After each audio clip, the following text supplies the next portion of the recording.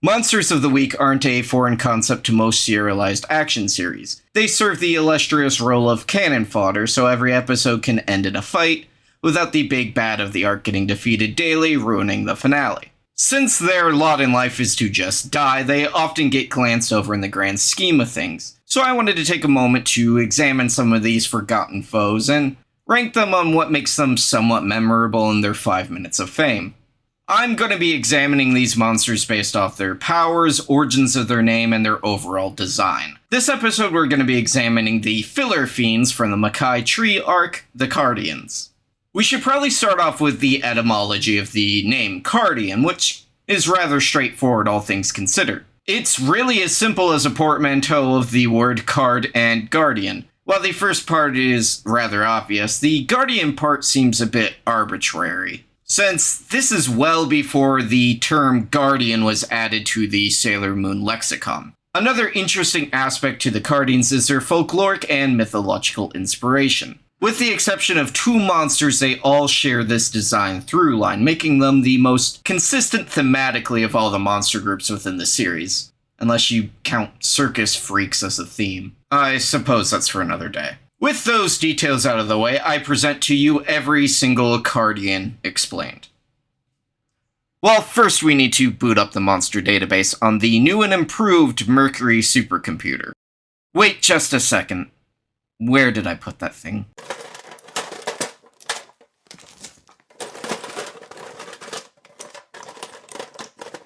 Alright, there we go. Let's just boot this bad boy up.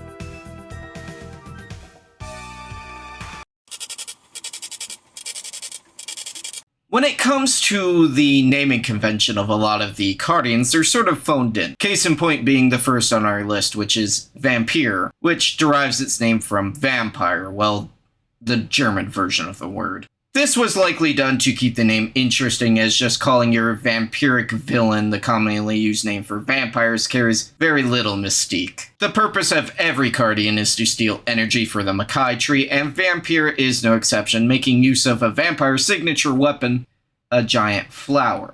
In terms of design, Vampire is nothing we haven't seen before. Quite literally, she's just a palette swap Tasuni, with the giant flower added to avoid copyright infringement from the Dark Kingdom's lawyers. I know the Makai Tree Arc is considered filler, but this is a rather embarrassing first start for the Cardian list. Well, fun fact, Vampire is the first voice acting appearance of Megumi Agata, who later went on to voice Sailor Uranus. It's the only thing keeping this entry from being completely pointless. This vampire just blows. I mean, it sucks. F tier.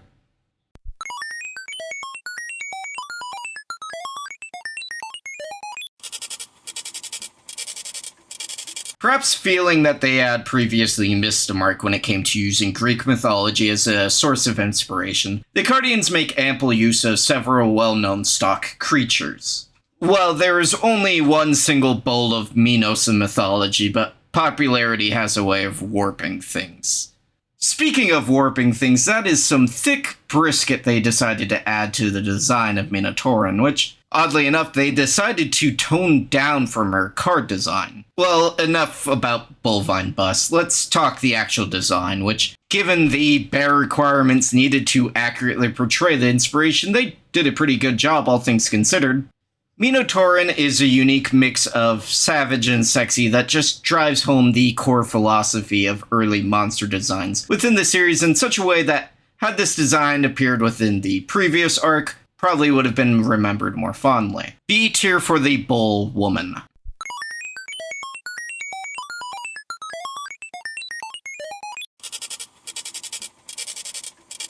This Cardian's name is a real riddle. Well, at least the spelling is.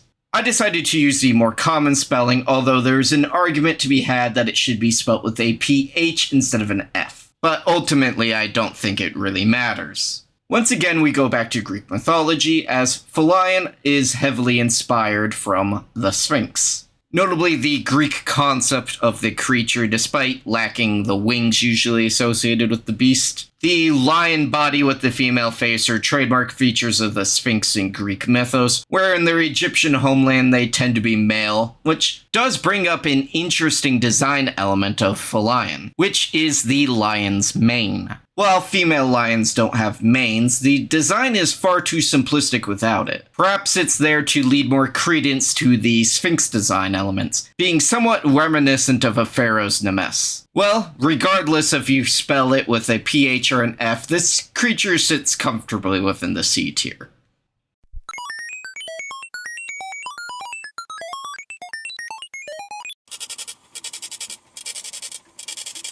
Every once in a while, there comes a monster of the week that defies any and all explanation from its design down to its name, and Hant is no exception. This isn't a case of lost in translation either, like the previous entry.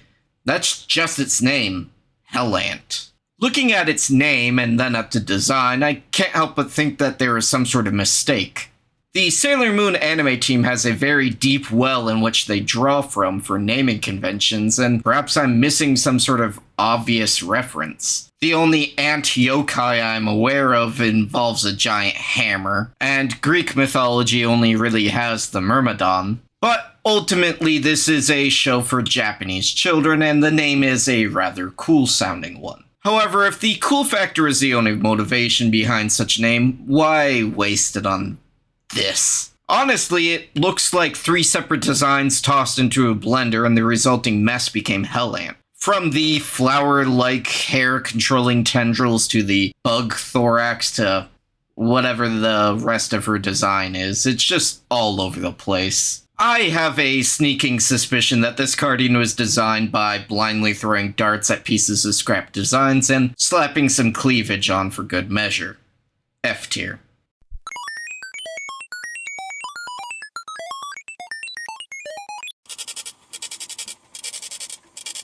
I do love it when the designers stray away from the typical naming conventions of Japanese mythology, only to create an exceptionally Japanese design. Just taking one look at the design, I wouldn't be surprised if somebody thought this was like Kakuri Hime.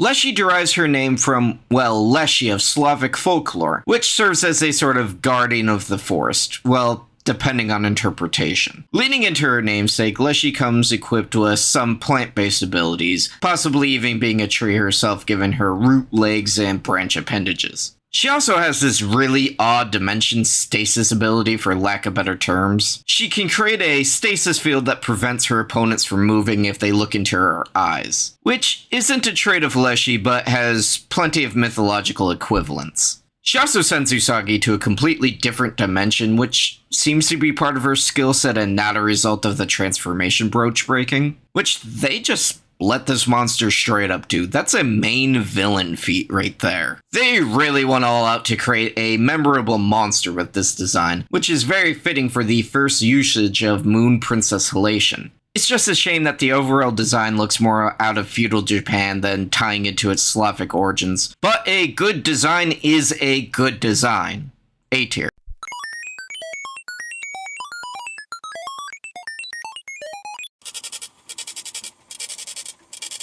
I adore the episode that this Cardian appears in, but what the hell am I even looking at? Clear Greek inspiration in the design and naming origins aside, Giga is perhaps one of the most uninspired designs put forth thus far, with the Yu-Gi-Oh! Hair being the only standout feature. She has a rather strange power set as well, with the obvious gust ability most winged foes get. But the whole fingernail extension trick was cool, when a low-level threat like Morga did it. Perhaps it's supposed to be evocative of talons, but if that was the case, just give her talons, it wouldn't hurt the awful design any. Her name is a pun based off the Japanese spelling of the name Icarus, being Ikarosu, and perhaps the word Giga, which really doesn't fit the overall design. What about this creature is deserving of the word Giga, other than my disappointment at such a lackluster design?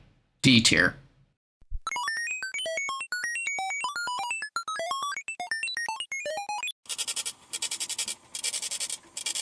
Sometimes you really don't have to dig too deep to find the inspiration for some of these monster names. And Amaterasu sounds like she's trying to avoid copyright claims or is just a lazy attempt at Western censorship, but those people called her Skulker. Amaterasu derives her name from the Shinto sun goddess Amaterasu, and she comes sporting an outfit that definitely looks solar in vibes alone. Although the outfit does look like it's some sort of modernization of some traditional attire, I can't really figure out what it's supposed to be. In terms of power, she can fire energy beams and fly, which is always a visually fun power set, coupled with the ability to trap people in bubbles, which she uses to trap babies. Overall, decent design wasted on an absolutely terrible episode.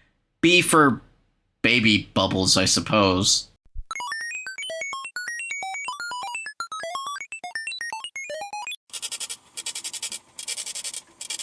While I could dunk on this Cardian for having perhaps the most on-the-nose name of the entire bunch, at least the spelling's different from the obvious mythological creature being referenced. Siren is named after the Greek creature the siren, which historically isn't a sexy fishwoman monster, but a sexy birdwoman monster. The ancient Greek mythos already had one of those, so the whole gimmick had to be changed, and harpies ended up keeping their shtick. Her moveset has some of the things you'd expect from a freaky fish lady, namely shooting water from her mouth, yet she also strangely can use her hair to hold onto her enemies, which could be used to drag unwitting souls below the sea, but I would have gone with a song-based moveset, as uninspired as that would be. Perhaps they would have if all the Cardians didn't just repeat their name like Pokemon. And while B tier seems a bit generous for what is essentially just a mermaid, it's where she's going.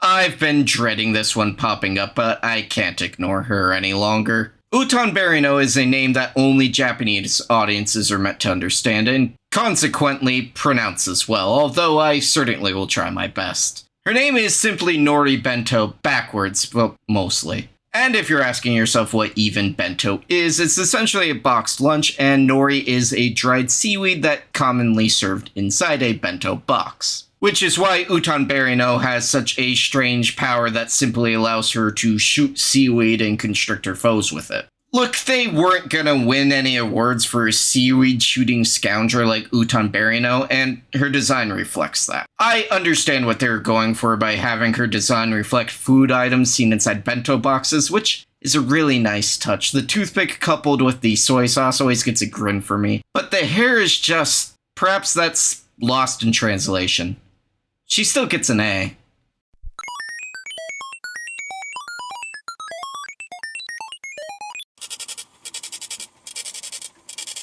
Are people still obsessed with sexy clowns, or has that trend died? I suppose if I shove this one in the thumbnail, I'll have that answer. It's not like there's steep competition for that clickbait hot monster girl thumbnail with the Cardians, is there? I'm getting way too easily distracted with Bipo, so let's talk about the least sexy thing someone can. Let's discuss her etymology. She derives her name from Perio, a stock mime character that could best be described as a sad clown, who usually gets his girl taken by Harlequin.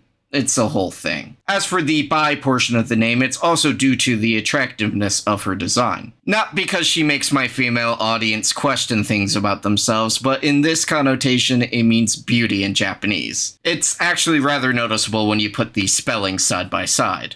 As far as power, she has an umbrella that can drain energy. Something tells me they didn't put much thought into what Biperio could really accomplish and really just hoped the design would carry her. Which it almost does. But historically, the S tier is reserved for monsters that have a great design as well as a moveset. And Biperio just doesn't bring enough to the table to justify that. Solid A tier.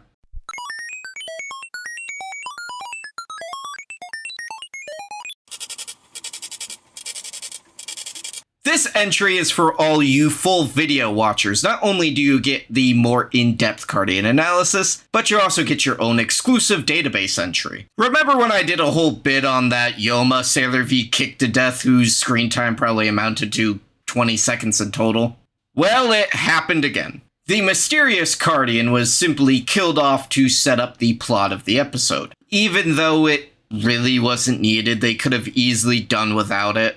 Not like the writers need an excuse to give Usagi detention. Official sources call this the mysterious Cardian, which I suppose is an apt enough name. But looking at her design, she seems to be moon-themed, oddly enough, with a crescent moon for hair and shoulder pads that would make Vegeta blush. I'm honestly shocked that the team went out of their way to design an entire Cardian only for it to be destroyed rather unceremoniously. I'm actually rather fond of the design. It's not a winner by any stretch of the imagination, but at least it's not Hant. It does strike me as odd that an entirely original design was just thrown away, while Vampire is literally a palette swap. If I had to give this one a name, I would name her Suki. The name is rather literal given the wording used, with Suki meaning moon and Oni being a demon. But it also sounds similar to the Shinto moon deity Tsukiyomi, thus tying her into the mythological inspiration all Cardians share. If she was in the show for longer with an interesting moveset, she'd be a decent contender for high C, low B tier.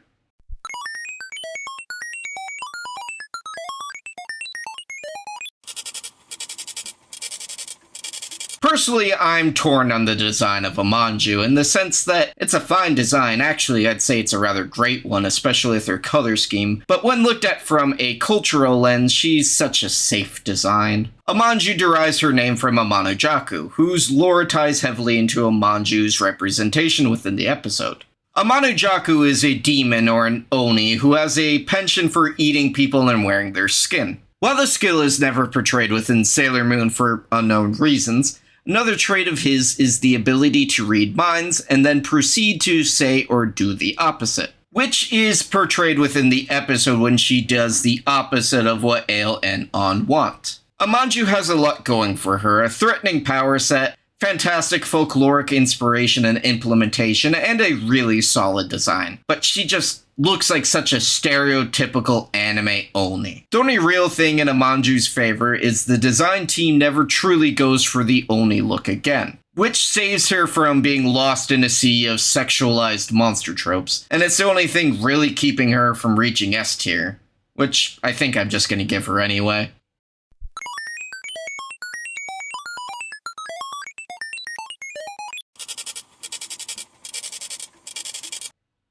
The Sailor Moon team at Toei really dug deep for the inspiration on this particular Cardian, referencing a rather obscure deity and concept within Buddhism, that being Yamaka. Although the Cardian follows a previous concept of changing a letter and thus creating an inspired monster from an otherwise sacred concept. Yamaka simply means destroyer of death, Yama being the god of death, and Antaka means the end of or the destroyer of. And despite its demonic appearance, it symbolically represents the ultimate end goal of Buddhism, the end of samsara, the end of the cycle of life and death, which actually ties into the design used for Yamaka, with the creature sitting within a lotus, a popular motif within the religion. Carrying on with the symbology, Yamaka features 6 arms and 4 faces. While the inspiration has 6 faces, 2 of those faces are representative of an extremely important bodhisattva. So perhaps it's safe to assume they aren't associated for that very reason. In terms of powers, this Cardian is rather lacking, having pretty much the same gimmick we've seen before, but to much less fanfare. Although it does have the distinction of being the only monster of the week to be killed by its own team. But the design is really carrying this particular Cardian. With its strange ancient government official hat with the Buddhist robes, it's almost like they're conflating 2 separate deities, as that hat looks totally out of Yama's wardrobe. Solid A tier. All in all, the Cardians boast one of the most consistent lineups within the series. If you want somebody to understand the basic concept of Monster of the Day within Sailor Moon, they are the easiest blueprint to follow. Their relative small number also makes them far easier to judge as a whole cohesive group, without the best designs stealing the whole concept and without the worst designs giving the entire group a stigma. They offer the same highs as several of the best designs, and also offer some of the same lows, which I find offers a pretty genuine snapshot of the creative process that goes into making such designs. The only thing they're really lacking is a truly diverse skill set. Yeah, I know. Narratively, they all needed to absorb energy. Yet the Yoma had to accomplish the same exact tasks, and they had a much more varied skill set to do so, and a lot of that I think has to do with their leadership. The Dark Kingdom is filled with schemers, and the alien duo never really plot anything. No possessed clocks or evil pets here. Just two hormonal, horny aliens. Not a sentence I ever thought I'd say, but that's probably the best way to describe the entire 13-episode filler arc.